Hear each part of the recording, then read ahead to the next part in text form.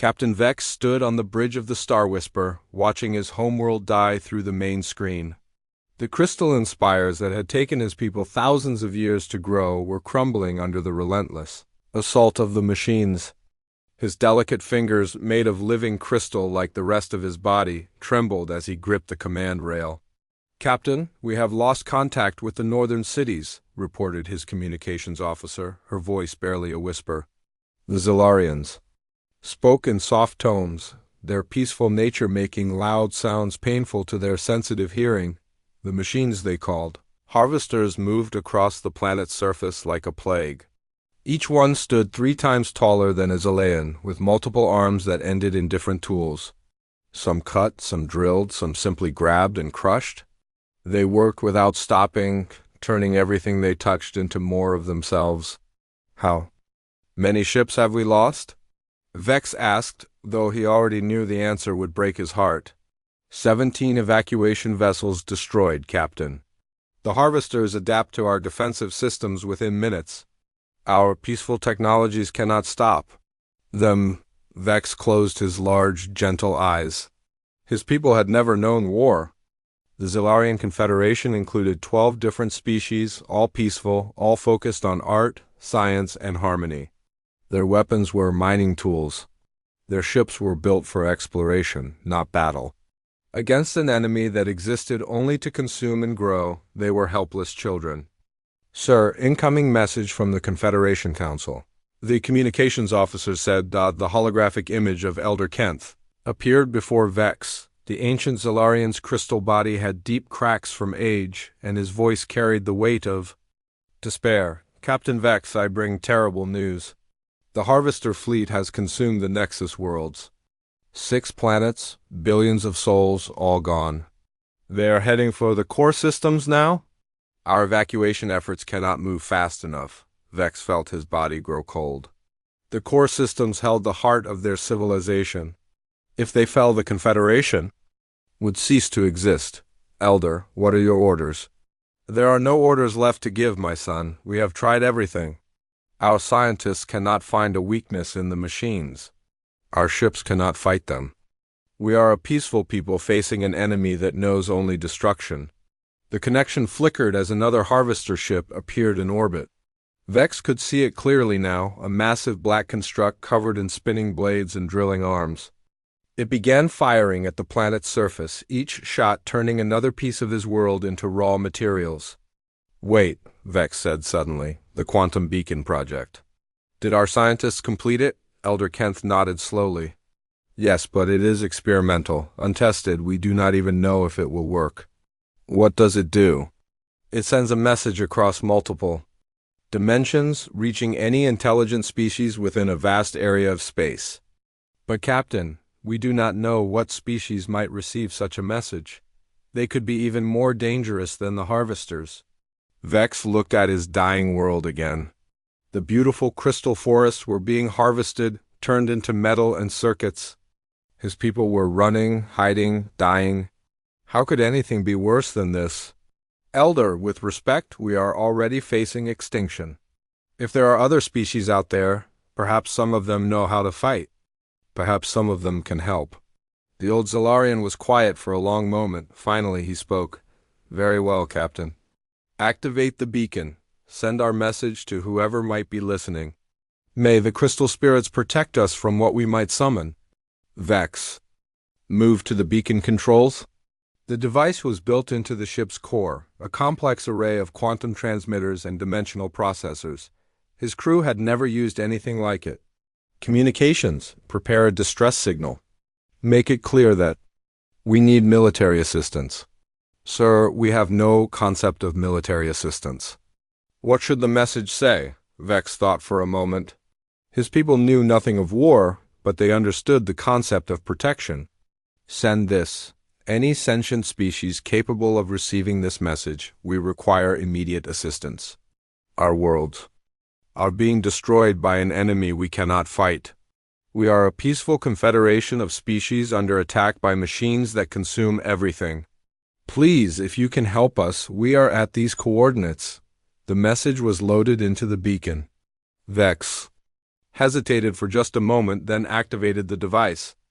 Energy surged through the ship as the beacon came online, sending its cry for help across dimensions and space light years away. In a small solar system on the edge of what the Zolarians would have called nowhere important, Lieutenant Commander Jake Harrison sat at his monitoring station aboard the USS Defiance. The ship floated in Earth's outer orbit, part of the routine deep space watch that had been established after humanity had finally achieved faster than light travel. Jake was tired. It had been a long shift, and space was usually quiet. Earth's ships patrolled their local area, but they had never encountered other intelligent life. Most scientists believed humans were alone in the universe. Then his equipment started making sounds he had never heard before. "What the hell?" Jake muttered, adjusting his controls. The signal was coming from somewhere far away, much farther than any human ship could travel. The transmission was complex, layered with information his systems could barely process. "Dr. Martinez, I need you up here right now." He called to the ship's linguist. Dr. Lisa Martinez arrived within minutes, her dark hair messy from sleep. She was the fleet's expert on languages and communication, though she had never expected to use her skills on alien species. "What have you got, Jake?" "A signal from deep space. It's not random noise. There's structure to it, patterns. I think it might be a language." Lisa sat down at the analysis station and began working. For 3 hours, she ran the signal through every decryption and translation program the ship had. Slowly, bit by bit, the message became clear. "Jake, you need to call the Admiral right now." "What is it?" Lisa's face was pale. "It's a distress call. From aliens, they're under attack and asking for military help." Jake stared at her. "Are you sure?" "I'm sure." "And Jake, they've sent us their location." "They're not that far away, maybe?" 2 weeks' travel with our fastest ships." Within an hour, Admiral Paul Crawford was aboard the Defiance, reading Dr. Martinez's translation report. He was a tall man with gray hair and scars from the old wars on Earth. He had spent his life preparing for conflicts against other human nations. He had never imagined he might fight aliens. "So let me understand this," the Admiral said. "These aliens are peaceful. They're being attacked by machines, and they've asked for military assistance." "That's correct, sir," Dr. Martinez replied. "And, they have no idea who they've contacted." "No, sir." The message was sent blindly, hoping someone would receive it. Admiral Crawford was quiet for several minutes. Finally, he stood up and walked to the ship's communication station. "Get me Fleet Command. I need to speak with the President immediately." 2 hours later, the orders came back from Earth. The Pacific Fleet was to investigate the alien distress, call and provide assistance if possible. 12 ships, including destroyers, cruisers, and the flagship USS Defiance, began preparing for humanity's first contact with alien life. As the ships prepared to leave Earth's orbit, none of the humans realized what they were about to do. The Zolarians had called for help from any species that might be able to fight. They had no idea they had just contacted a species that had spent its entire evolutionary history fighting everything, including each other. The human fleet began its journey toward the coordinates, carrying weapons designed for war between human nations, soldiers trained in the brutal conflicts of Earth's history, and a mindset that viewed every problem as something that could be solved with enough firepower and determination. The Zolarians were about to learn that sometimes, when you call for help, you get more than you bargained for. The human fleet dropped out of faster-than-light travel at the edge of the Zolarian system. Admiral Crawford stood on the bridge of the USS Defiance, staring at the main screen in disbelief. The planet before them was being torn apart by massive mechanical constructs that moved like hungry insects across the surface. "My God," whispered Dr. Martinez, standing beside him. "Those things are enormous." The harvester ships hung in orbit like dark metal moons. Each one was easily 10 times larger than the biggest human vessel. They had no smooth lines or elegant design. Instead, they looked like someone had built machines whose only purpose was to cut, drill, and consume everything they touched. "Sir, we're receiving a transmission," reported the communications officer. "Put it through." The voice that came through the speakers was soft and musical, almost like singing. "Unknown vessels, please identify yourselves. This is Captain Vex of the Zolarian research ship Star Whisper. Are you responding to our distress call?" Admiral Crawford stepped forward. "This is Admiral Paul Crawford of the Earth Fleet. We received your message and came to provide military assistance." There was a long pause. Then Captain Vex spoke again, his voice filled with hope and relief. "Admiral Crawford, we are grateful beyond words. We have prepared docking bay for your delegation. Please, we must speak immediately. Our world does not have much time left." Commander Rick Thompson led the first human boarding party onto the alien ship. He was a big man, built like a soldier, with scars on his hands from training accidents and old fights. Behind him came Dr. Martinez, 2 security guards, and a technical specialist. The moment they stepped through the airlock, Rick knew these aliens were nothing like humans. The corridors were too bright, filled with soft-colored lights that hurt. His eyes, the air smelled like flowers. Everything was smooth and curved, with no sharp edges anywhere. "Welcome aboard the Star Whisper," came a voice from ahead. Rick turned and saw his first alien. Captain Vex was tall and thin, made of what looked like living crystal. His body was translucent, with soft light glowing inside him. His face was gentle, with large eyes that seemed to hold no anger or violence at all. "Captain Vex," Rick said, extending his hand. "Commander Rick Thompson, Earth Military." Vex looked at the offered hand with confusion, then carefully touched it with his crystal fingers. The moment their skin made contact, Vex jerked back in shock. "You are so dense," Vex whispered, "and warm, and your skin is so thick." Rick realized the alien had probably never touched anything that wasn't as delicate as he was. "We're built differently, Captain. We come from a harder world." Vex led them through the ship to a large room filled with other Zolarians. They all stopped what they were doing to stare at the humans. Their soft conversations died away as they took in the sight of these strange, solid beings. "My people," Vex said to the gathered aliens, "these are the humans who answered our call." Dr. Martinez stepped forward and spoke carefully in the Zolarian language she had learned from their transmissions. "We come in peace. We want to help." The aliens made soft sounds of amazement that a human could speak their language. But Rick noticed they all seemed afraid. They kept their distance, whispering to each other in voices too quiet for him to hear. "Captain Vex," Rick said, "we need to understand what we're fighting. Tell us about these harvester machines."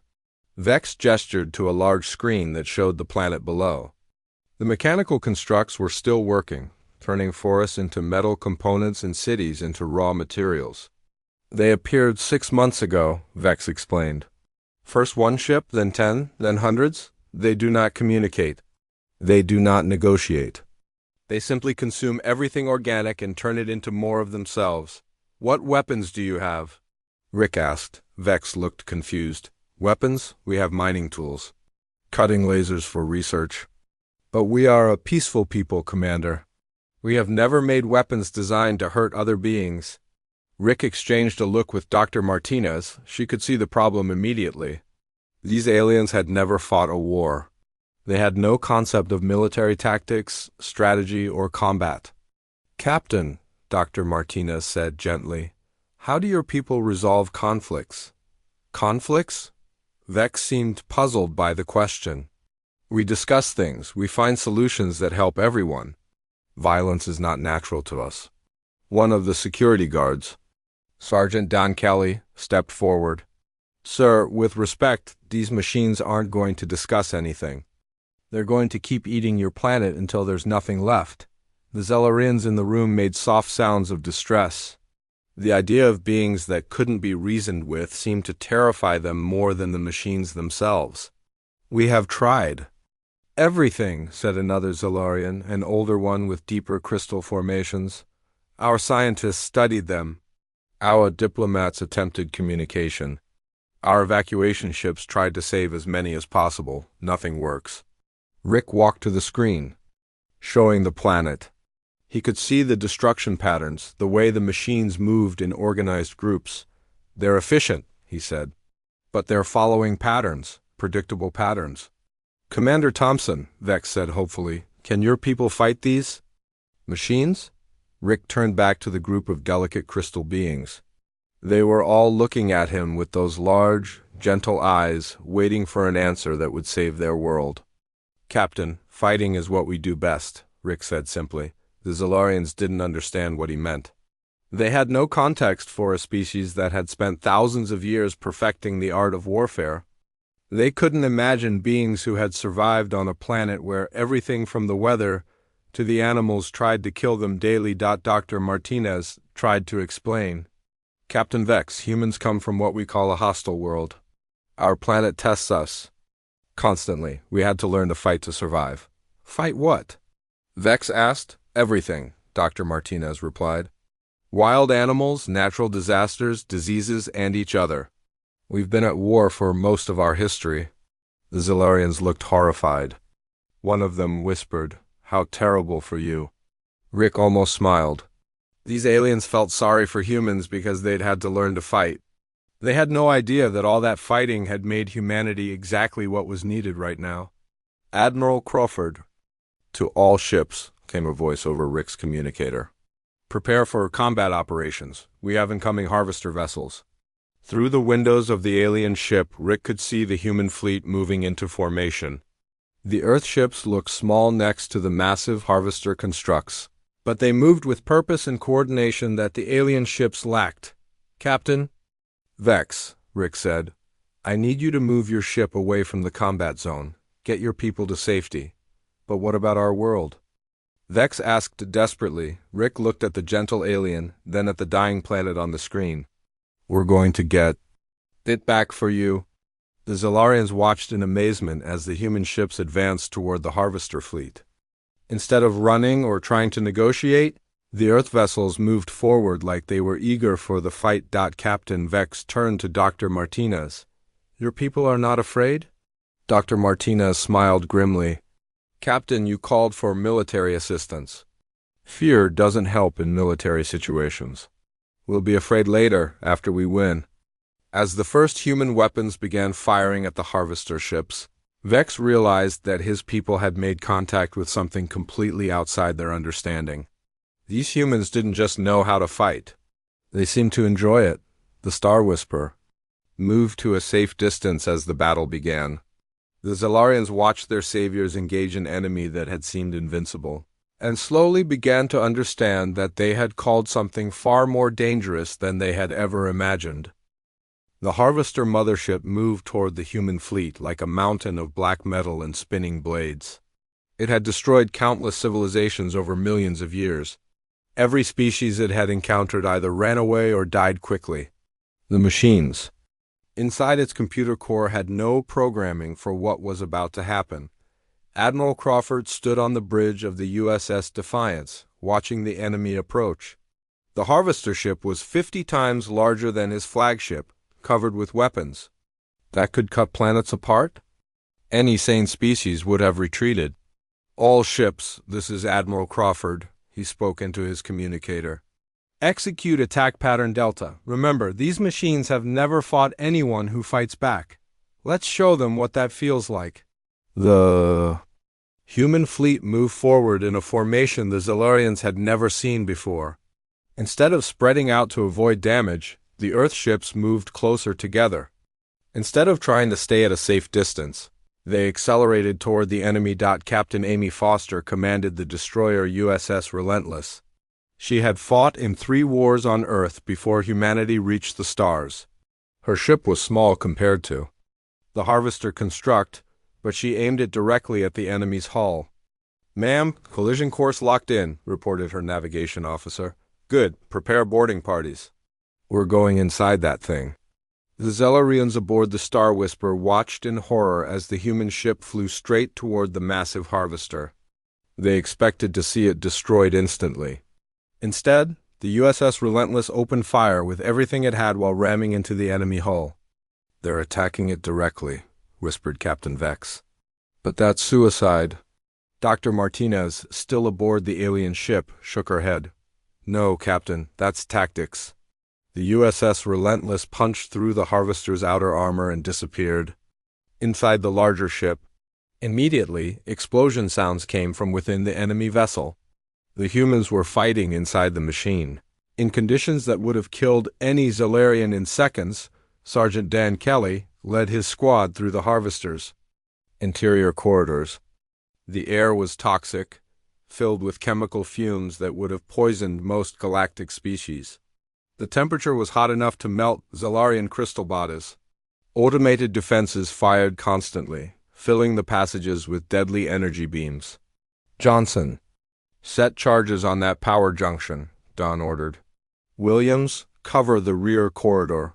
These machines are trying to flank us." Private Mike Johnson ran through enemy fire to reach the target. Energy blasts hit the walls around him, but he kept moving. When he reached the power system, he placed explosive charges with the calm efficiency of someone who had done this many times before. "Charges set, Sergeant," he called back. "Everyone get down," Don shouted. The explosion shook the entire Harvester ship. Emergency lights flickered as power systems failed. The automated defenses slowed down, giving the human squad a chance to advance deeper into the vessel. Meanwhile, outside the ship, the rest of the human fleet was engaging other Harvester vessels. Captain Foster had opened a hole in the mothership's defenses, and Admiral Crawford was taking advantage of it. "All ships, concentrate fire on the breach," the Admiral ordered. "Pour everything we have into that opening." The human weapons were not as advanced as Harvester technology, but they were used in ways the machines had never encountered. Instead of trying to fight from a distance, the Earth ships moved close enough to use their most powerful guns. Instead of preserving their vessels, they used them as weapons. The USS Defiance flew alongside the Harvester mothership, firing directly into the enemy's weapon ports.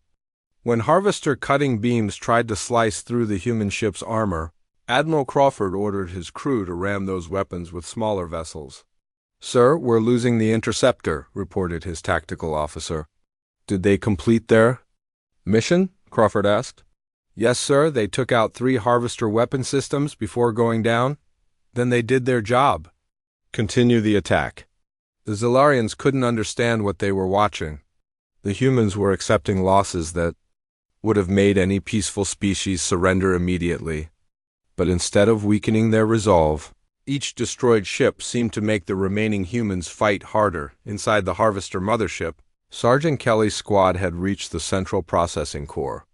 The chamber was filled with complex machinery that controlled the entire vessel. Harvester repair drones moved frantically, trying to fix the damage the humans had caused. "There," Don pointed to a massive computer core. "That's the brain of this thing. We take that out, the whole ship dies." The repair drones turned toward the humans, extending cutting tools and grabbing arms. These machines were designed to handle construction materials, not armed soldiers who had trained for close combat their entire lives. Private Williams opened fire with his assault rifle, destroying 3 drones immediately. Private Johnson threw a grenade into a group of repair machines, scattering their parts across the chamber. Don himself charged the largest repair drone, firing his weapon at point-blank range until it stopped moving. Johnson placed the big charges. Don ordered, "We're going to blow this entire core." "Sergeant, that much explosive will destroy this whole section of the ship," Johnson warned. "That's the idea, soldier. Set the timer for 2 minutes.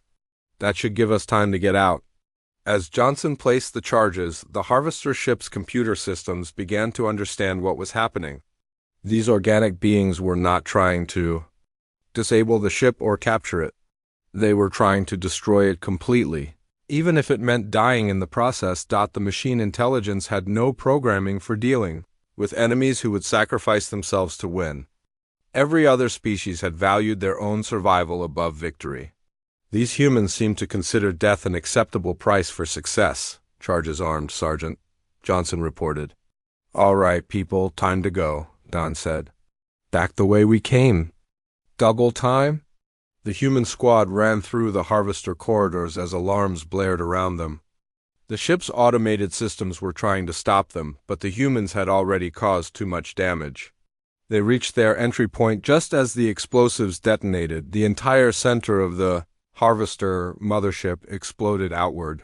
The massive vessel, which had been a terror of the galaxy for millions of years, began to break apart. Its weapons stopped firing. Its engines went dead. The machine that had destroyed countless worlds was dying. "This is Sergeant Kelly to Admiral Crawford." Don spoke into his communicator as his squad's shuttle escaped the dying ship. "Mission accomplished, sir. The big one is finished."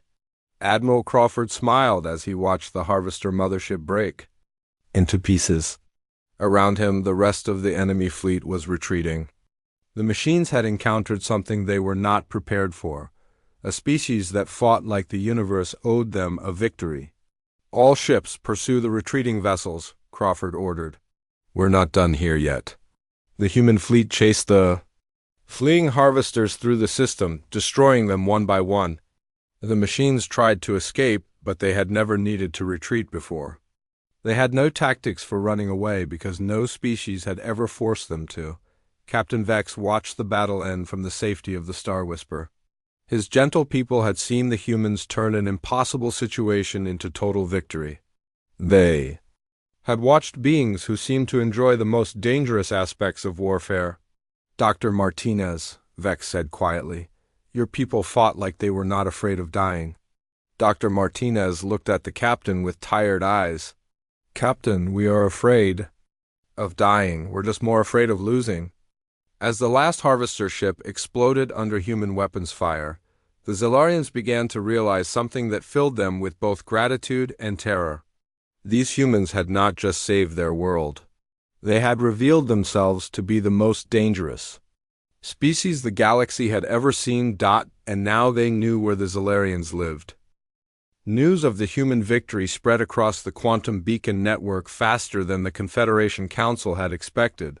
Within days, every peaceful species in the galaxy knew that someone had answered the Zilarian distress call. But instead of bringing hope, the reports brought something else entirely. Elder Kent stood before the emergency assembly of species representatives. The great hall on the Confederation capital world was filled with beings from dozens of different planets. All of them had heard the same terrifying news. "Fellow beings," Elder Kent began, his crystal voice echoing through the chamber, "we have made contact with a species that calls itself human. They responded to our plea for help against the harvesters." A representative from the peaceful Mindari species raised one of her 4 arms. "Elder Kent, we have heard they destroyed an entire harvester fleet. Is this true?" "It is true," Kent replied. "But the method of their victory is what concerns." "You saw?" He activated the chamber's main display, showing recordings from the battle.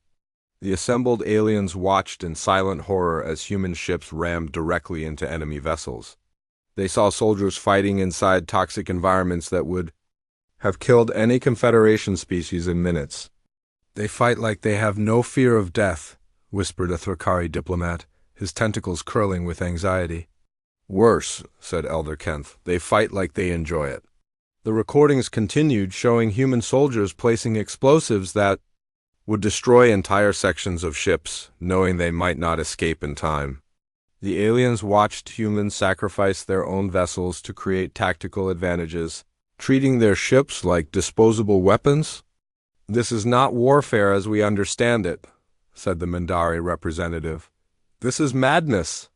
Meanwhile, in the Zilarian system, more human ships were arriving every day. Admiral Crawford had requested reinforcements from Earth, but he had not expected the response he received. The entire Atlantic fleet had been dispatched, followed by ships from every human naval force on the planet. Commander Ryan Parker arrived aboard the heavy cruiser USS Thunderbolt. He was a career military officer who had fought in the African territorial wars before humanity reached space. His ship carried not just weapons, but also engineers, miners, and construction crews. "Admiral," Parker reported as he came aboard the Defiance, "Earth Command has sent additional resources. We have colony ships, mining vessels, and terraforming equipment.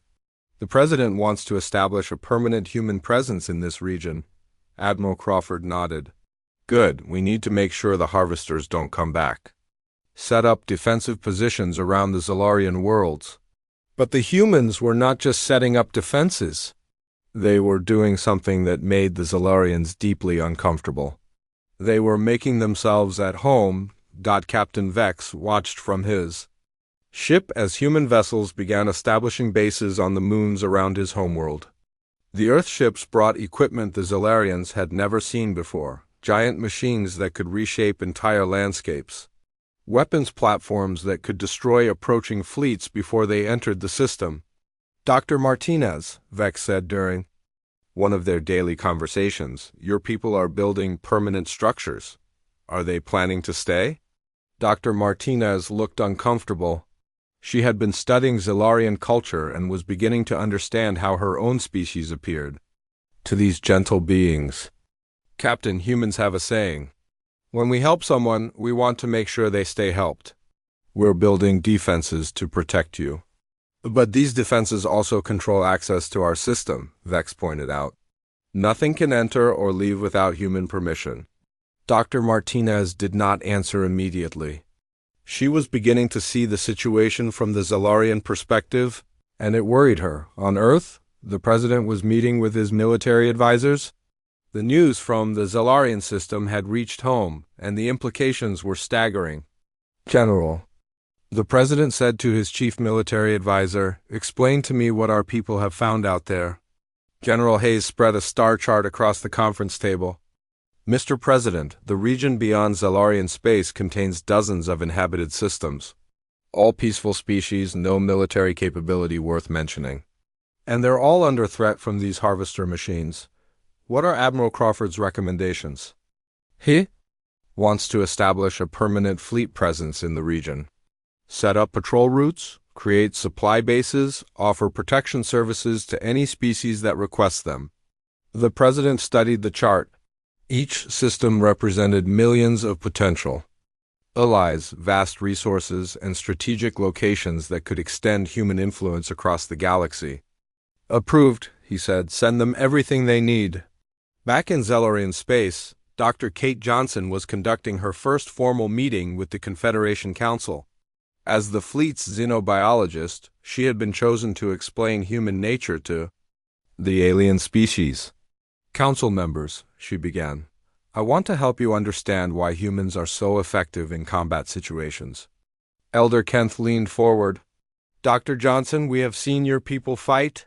We do not understand how any species could be so aggressive and still build a civilization.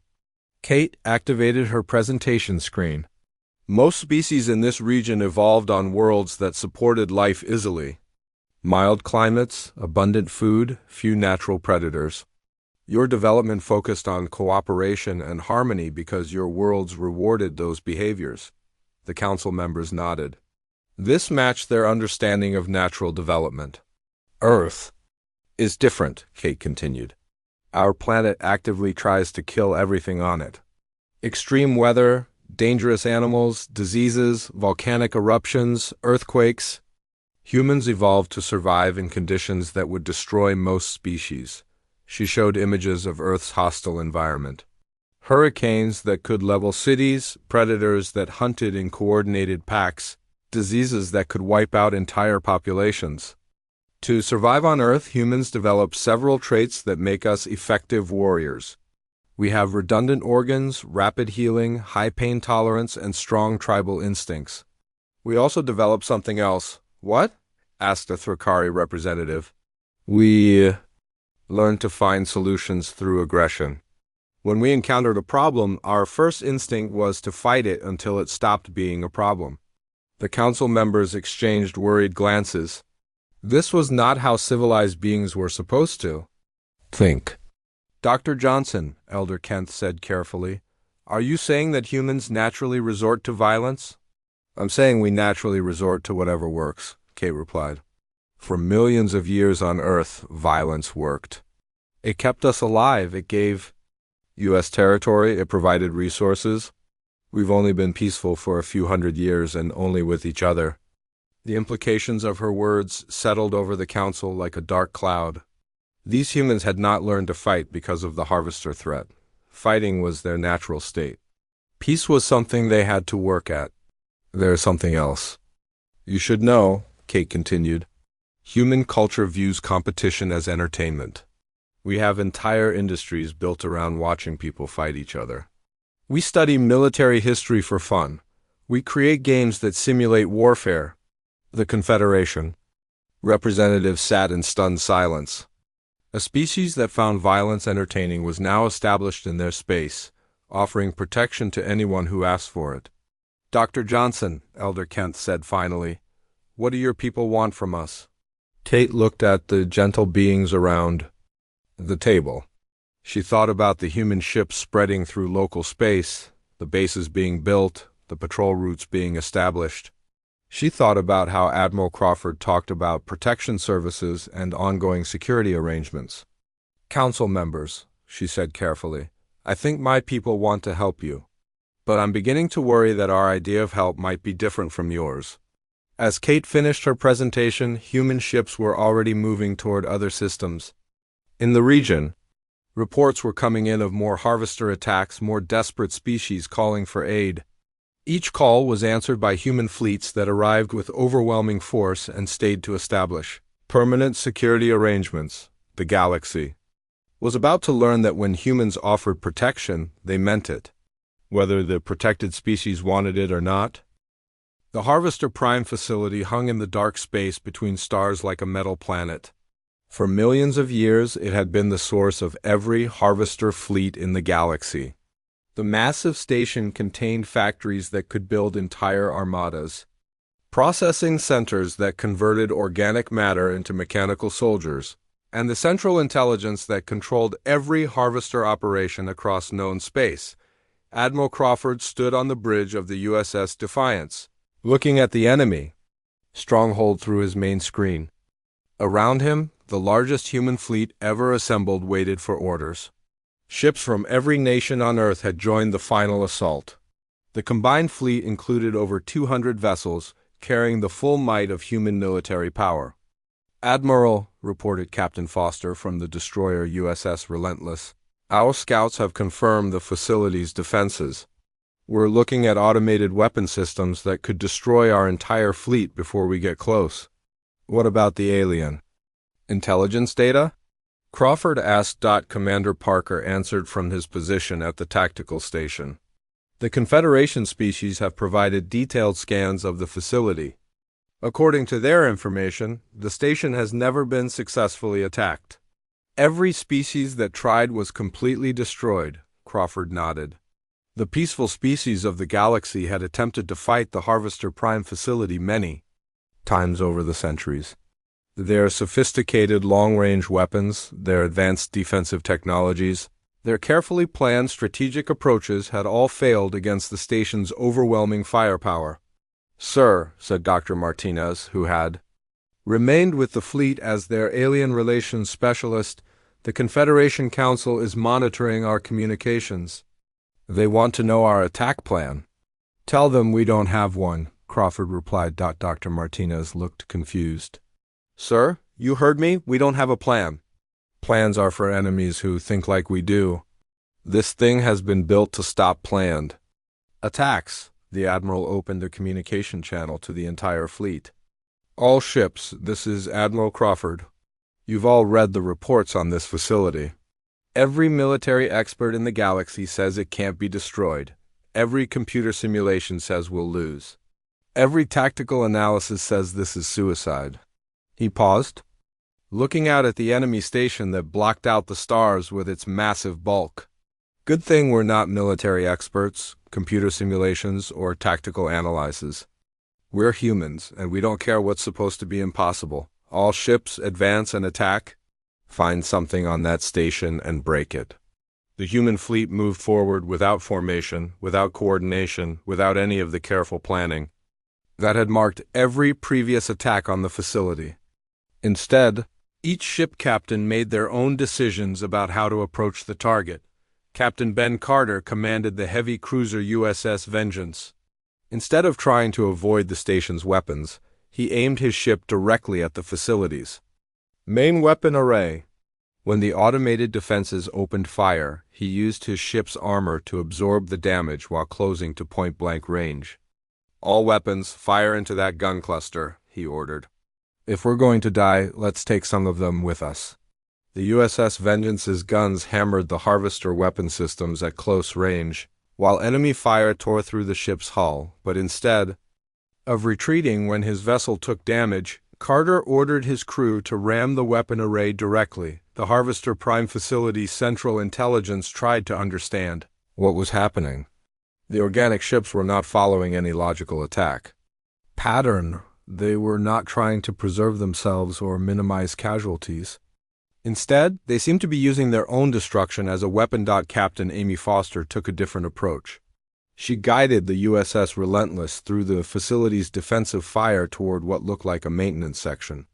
Her ship was too small to damage the station's main systems, but she wasn't trying to. Boarding parties, prepare for insertion, she announced.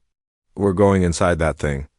Ma'am, her first officer protested, the interior of that facility will be toxic to human life. The automated defenses will kill anyone who tries to board. Probably, Foster agreed. But they've never faced anyone stupid enough to try it. Launch the boarding pods. Sergeant Don Kelly found himself leading another impossible mission into the heart of enemy territory. His squad of Marines launched from the USS Relentless in small pods, designed to punch through enemy armor and deliver soldiers directly into hostile environments. Remember, people, Dan told his squad over the communication system, we're not trying to capture this thing. We're not trying to hold territory.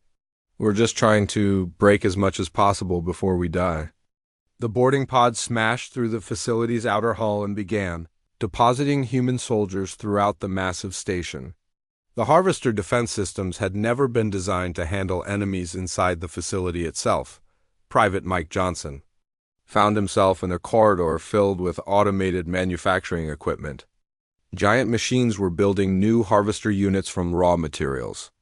Instead of trying to avoid the dangerous machinery, he began placing explosive charges on every piece of equipment he could reach. Johnson to Sergeant Kelly, he reported. I'm in some kind of factory section.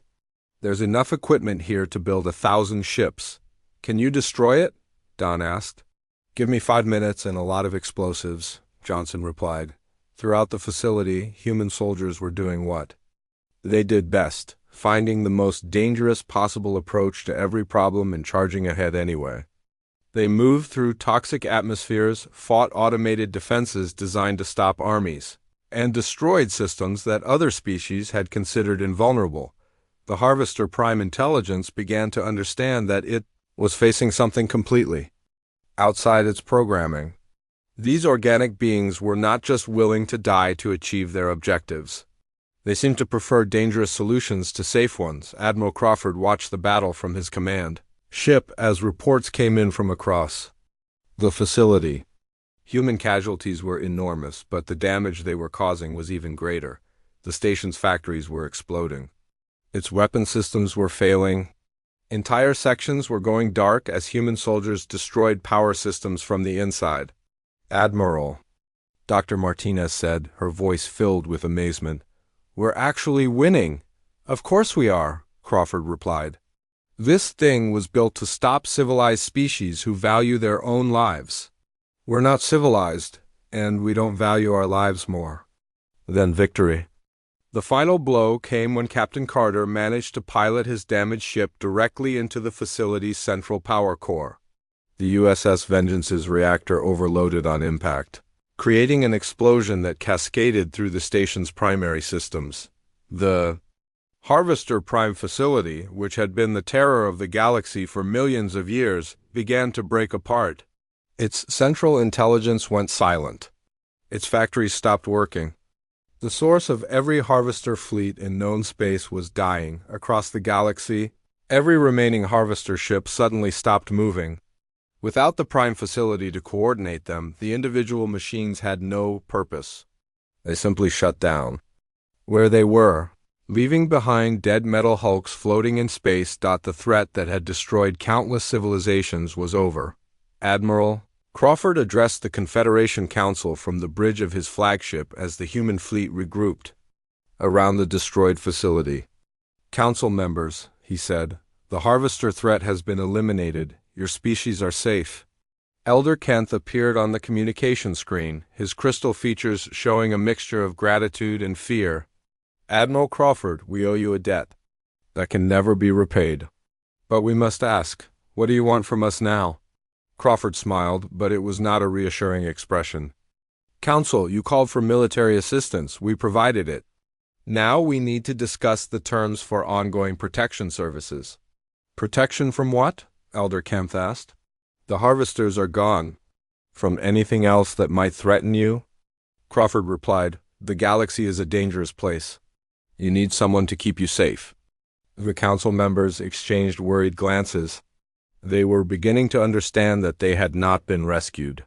They had been conquered by a species so naturally aggressive that they considered protection and control to be the same thing. What kind of protection are you offering? Elder Kent asked carefully. Complete protection, Crawford answered. Human fleets will patrol your space. Human bases will guard your worlds. Human forces will respond to any threat against Confederation species. You'll never have to worry about military matters again. And in return? In return, you provide the resources to support these protection services. Raw materials, food, industrial capacity, standard arrangement. Elder Kent realized that the Confederation was about to become a tributary state to these humans. They would be safe, but they would no longer be free. Admiral, he said quietly, what if we prefer to protect ourselves? Crawford's smile disappeared. Council, you couldn't protect yourselves from the harvesters. What makes you think you can protect yourselves from anything else the galaxy might throw at you?